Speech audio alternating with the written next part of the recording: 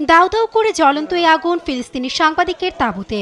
সোমবার খান ইউনিসের আল নাসের হাসপাতালের বাইরে অবস্থান নেওয়া সাংবাদিকদের তাঁবুতে উদ্দেশ্যমূলকভাবে ইসরায়েলি বাহিনী বিমান হামলা চালায় বলে অভিযোগ উঠেছে। এ ঘটনায় আহত হন অনেকেই। ক্ষোভ প্রকাশ করে এক সাংবাদিক বলেন, স্থানীয় সময় রাত ৩টার দিকে বিস্ফোরণ ঘটে। ধ্বংসাবশেষে দাঁড়িয়ে হামলার বিবরণ দেন এ সাংবাদিক। তবে এমন প্রাণনাশের ঝুঁকির মধ্যেও গাজার বুকে ইসরায়েলি বর্বরতার চিত্র বিশ্বের কাছে তুলে ধরতে পিছপা না হওয়ার প্রত্যয় জানান।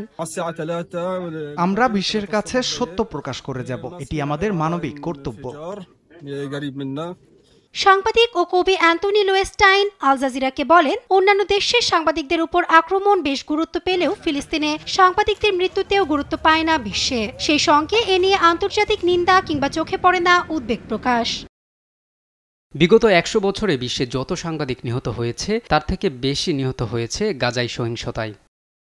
সাংবাদিকদের উপর ফিলিস্তিনে আগ্রাসনের তীব্রতা বেড়ে যায় ২০২৩ সালের পর। উপত্যকায় এ পর্যন্ত প্রাণ হারিয়েছেন শতাধিক গণমাধ্যম কর্মী। মানবাধিকার গোষ্ঠীগুলো বলছে, উদ্দেশ্যমূলকভাবে তাদের উপর হামলা চালাচ্ছে আইডিএফ, যদিও এসব দাবি অস্বীকার করে আসছে নেতানিয়াহু। নিউজ ডেস্ক, দেশ টিভি।